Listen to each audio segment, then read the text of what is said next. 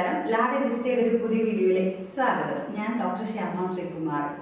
നിങ്ങൾ പലരും കേട്ടിട്ടുള്ളതും ചിലരെങ്കിലും ചെയ്തിട്ടുള്ളതുമായിട്ടുള്ള വളരെ കോമൺ ആയിട്ടുള്ള ഒരു ഡെന്റൽ പ്രൊസീജിയറാണ് ഡെന്റൽ ക്ലീനിങ്. നമ്മൾ ഫസ്റ്റ് ലൈൻ ട്രീറ്റ്മെന്റ് ആയിട്ട് ക്ലീനിങ് സജസ്റ്റ് ചെയ്യുമ്പോൾ പിന്നീട് എൻ്റെ പല്ലിൻ്റെ ഇനാമൽ പോകുന്നു പറഞ്ഞ് ആ വഴിക്ക് വരാത്ത ആളുകൾ തൊട്ട് ഇടയ്ക്കിടയ്ക്ക് ഇങ്ങോട്ട് വന്ന് പറഞ്ഞ് ക്ലീൻ ചെയ്യുന്ന ആളുകൾ വരെ ഉണ്ട്. അപ്പോൾ എന്താണ് ക്ലീനിങ് ചെയ്യുന്നത് കൊണ്ട് നേരത്തെ പറഞ്ഞ പോലെ ഇനാമലിന് എന്തെങ്കിലും പ്രശ്നമുണ്ടോ, എന്തെങ്കിലും സൈഡ് എഫക്ട്സ് ഉണ്ടോ, എന്തിനാണ് ക്ലീനിങ് ചെയ്യുന്നത് എന്നൊക്കെ നമുക്ക് ഈ വീഡിയോയിലൂടെ കാണാം. അപ്പോൾ ആദ്യം തന്നെ എന്താണ് ഡെന്റൽ ക്ലീനിങ്?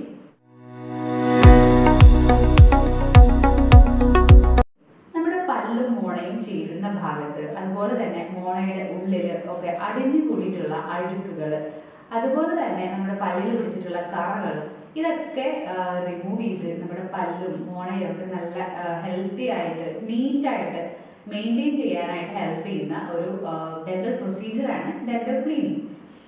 ക്ലീനിങ് ചെയ്യേണ്ടത് എപ്പോഴാണ് എന്നുള്ളതാണ് നെക്സ്റ്റ് ഒരു കോമൺ ആയിട്ടുള്ള ചോദ്യം.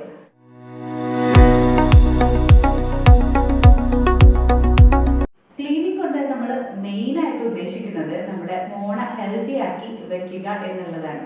അപ്പൊ ചിലരൊക്കെ ബ്രഷ് ചെയ്യുമ്പോൾ ബ്ലീഡിങ് ഉണ്ടാവാറുണ്ട് അല്ലെ. ഈ ബ്രഷ് ചെയ്യുമ്പോൾ ബ്ലീഡിങ് ഉണ്ടാകുന്നത് മോണരോഗത്തിന്റെ ഒരു തുടക്ക ലക്ഷണങ്ങളിൽ ഒന്നാണ്. അപ്പൊ ഈ ബ്ലീഡിങ് തൊട്ട് മോണരോഗം മൂർച്ഛിച്ച് അതിന്റെ അവസാന ഘട്ടത്തിൽ എത്തുമ്പോൾ നമ്മുടെ പല്ലുകൾ ആടാൻ തുടങ്ങും. അപ്പൊ ഈ ബ്ലീഡിങ് തൊട്ട് പല്ല് ആടുന്നത് വരെയുള്ള മോണരോഗത്തിന്റെ ഏതൊരു സ്റ്റേജിൽ ഒരു പേഷ്യന്റ് ഒരു ഡെന്റൽ ക്ലിനിക്കിൽ വരികയാണെങ്കിലും നമ്മൾ ആദ്യം തന്നെ സജസ്റ്റ് ചെയ്യുന്ന ഫസ്റ്റ് ലൈൻ ട്രീറ്റ്മെന്റ് ആണ് ഡെന്റൽ ക്ലീനിങ്. അത് ചെയ്തതിന് ശേഷം മാത്രമേ നമുക്ക് വേറെ ഏത് പ്രൊസീജിയറിലേക്കും കടക്കാൻ പറ്റുള്ളൂ. അതായത് ആദ്യം തന്നെ നമുക്ക് ആ അഴുക്കൊക്കെ റിമൂവ് ചെയ്ത് കളയണം. ഇനി അതുപോലെ തന്നെ ഇപ്പോൾ ജീവിതശൈലി രോഗങ്ങളൊക്കെ ഒരുപാടുണ്ട് അല്ലെ. മിക്ക ആളുകളും ഡയബറ്റിക് ആണ്.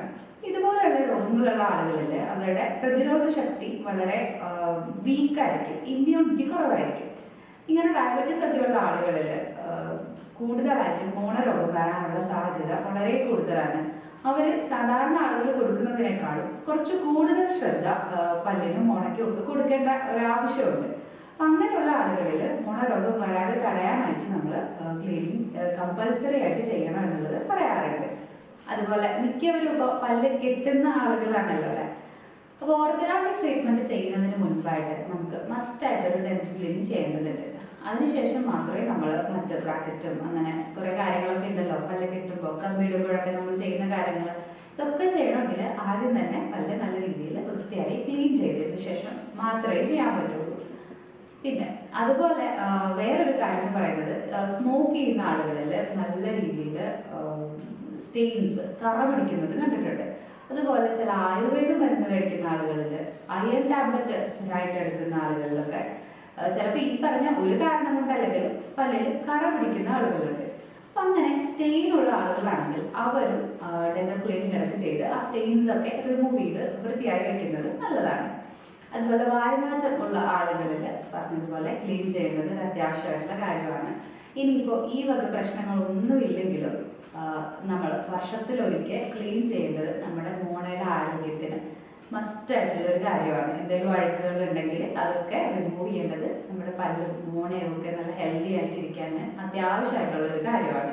അപ്പൊ ഇത്രയും കാര്യങ്ങളൊക്കെയാണ് ക്ലീനിങ് ചെയ്യേണ്ടതിന്റെ ആവശ്യകതയായിട്ട് പറയുന്നത്. പിന്നെ ഇനി അടുത്ത കാര്യം, എങ്ങനെയാണ് ക്ലീനിങ് ചെയ്യുന്നത്?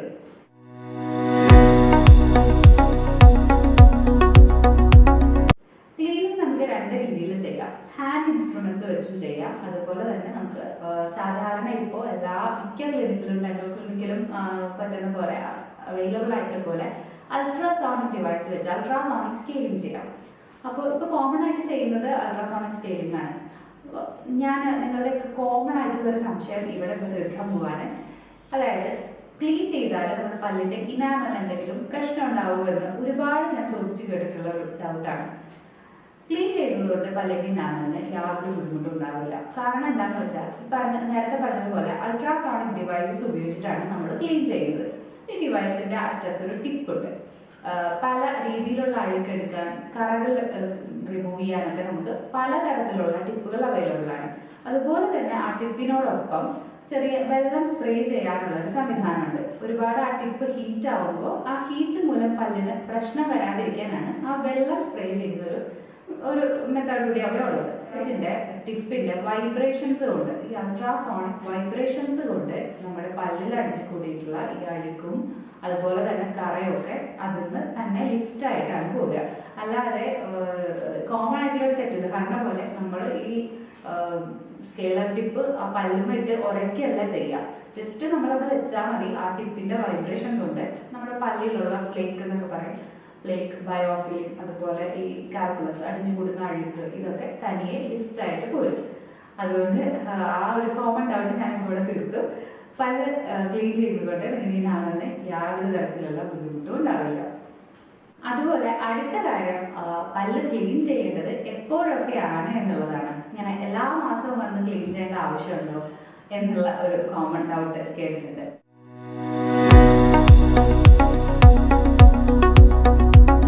എല്ലാ മാസവും വന്ന് ക്ലീൻ ചെയ്യേണ്ട യാതൊരു ആവശ്യവുമില്ല.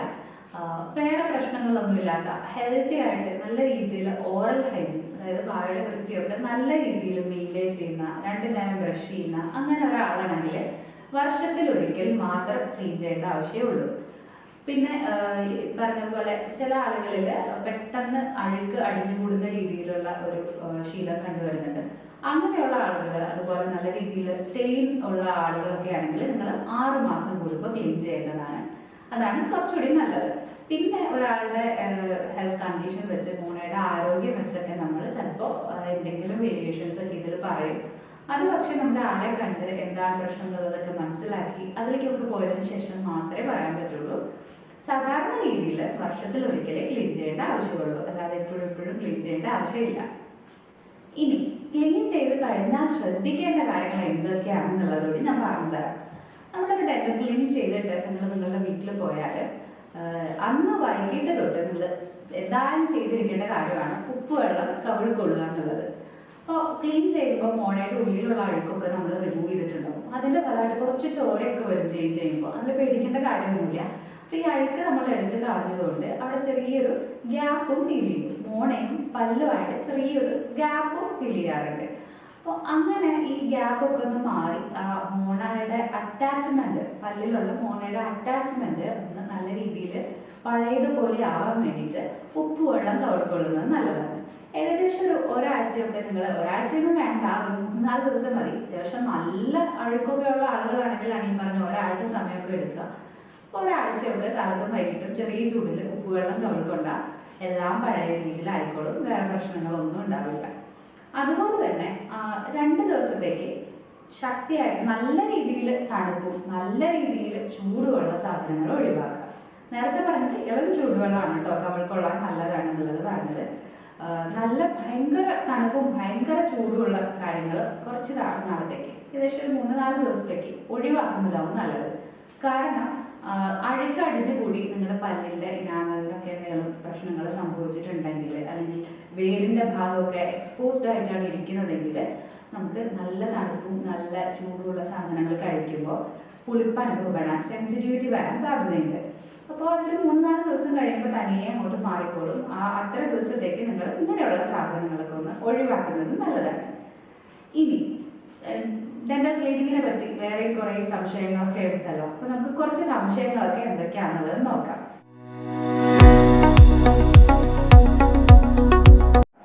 ഇതിൽ ഏറ്റവും കോമൺ ആയിട്ടുള്ള സംശയം നമ്മൾ ആദ്യം തന്നെ പറഞ്ഞു, പല്ല് ക്ലീൻ ചെയ്യുന്നത് കൊണ്ട് ഇനാമലിന് യാതൊരു പ്രശ്നവുമില്ല. പിന്നെ എപ്പോഴും വന്ന് എല്ലാ മാസവും വന്ന് ക്ലീൻ ചെയ്യേണ്ട ഒരു ആവശ്യമില്ല.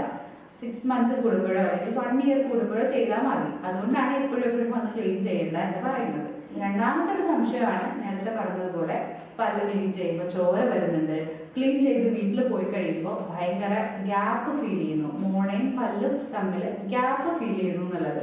മോണയും പല്ലും തമ്മിൽ ഗ്യാപ്പ് ഫീൽ ചെയ്യുന്നതിന്റെ കാരണം അവിടെ അഴുക്കുകൾ അടിഞ്ഞുകൂടി ഇരിക്കുന്നുണ്ടായിരുന്നതാണ്. അപ്പൊ സ്വാഭാവികമായിട്ടും അങ്ങനെ അടിഞ്ഞുകൂടിയിരിക്കുന്ന അഴുക്ക് നമ്മൾ റിമൂവ് ചെയ്യുമ്പോൾ അവിടെ ഒരു ഗ്യാപ്പ് ഫീൽ ചെയ്യുന്നത് നോർമലാണ്. അത് കുറച്ച് നാൾ കഴിയുമ്പോൾ അറ്റാച്ച്മെന്റ് ഒക്കെ പഴയതുപോലെ ആയിക്കോളും കേട്ടോ. അല്ലാണ്ട് അതിൽ പേടിക്കേണ്ട കാര്യങ്ങളൊന്നുമില്ല. പിന്നത്തെ ഒരു സംശയവും നമ്മൾ നേരത്തെ പറഞ്ഞു, ക്ലീൻ ചെയ്ത് പോയി കഴിയുമ്പോൾ ഭയങ്കര സെൻസിറ്റീവാണ്, കുളിക്കുന്നു എന്നുള്ളത്. അത് പറഞ്ഞ പോലെ കുറച്ച് ദിവസത്തേക്ക് നിങ്ങൾ ശക്തിയായിട്ടുള്ള നല്ല രീതിയിൽ ചൂട് തണുപ്പുള്ള സാധനങ്ങൾ ഒഴിവാക്കിയാൽ ആ പ്രശ്നം സോൾവ് ആവും. പിന്നത്തെ ഒരു സംശയമാണ് പല്ല് ക്ലീൻ ചെയ്യുന്നത് പല്ല് കൂടുതലായിട്ട് ആടുന്നു, കൂടുതലായിട്ട് ഇളകുന്നു എന്നുള്ളത്. അപ്പൊ ഈ സംശയമുള്ള ആളുകൾ അറിഞ്ഞിരിക്കേണ്ട ഒരു കാര്യം, പല്ല് ഇളകുന്നതിന്റെ പ്രൈമറി ആയിട്ടുള്ള കാര്യം അതിൽ അടിഞ്ഞു കൂടിയിട്ടുള്ള അഴുക്കുകളാണ്. ഈ അഴുക്ക് ഇങ്ങനെ ഇരുന്നിട്ട് മോണന്റെ അറ്റാച്ച്മെന്റ് കുറയും, അങ്ങനെയാണ് ഈ പല്ല് ആടുന്നത്.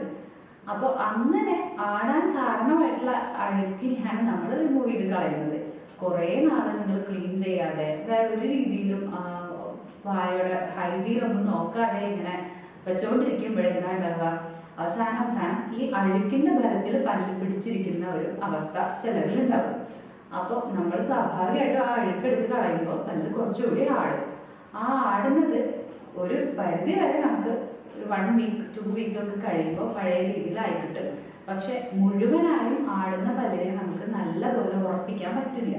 അങ്ങനെ ഉറപ്പിക്കണമെങ്കിൽ ഫ്ലാപ്പ് സർജറി എന്നൊക്കെ പറയും, കുറച്ച് ചെറിയ മൈനർ സർജറീസ് ഒക്കെ ചെയ്യേണ്ട ആവശ്യമുണ്ട്. പക്ഷെ ഇതൊക്കെ ചെയ്യണമെങ്കിലും ആദ്യം തന്നെ ആ ഇരിക്കുന്ന അഴുക്ക് നമ്മൾ റിമൂവ് ചെയ്ത് കളയണം.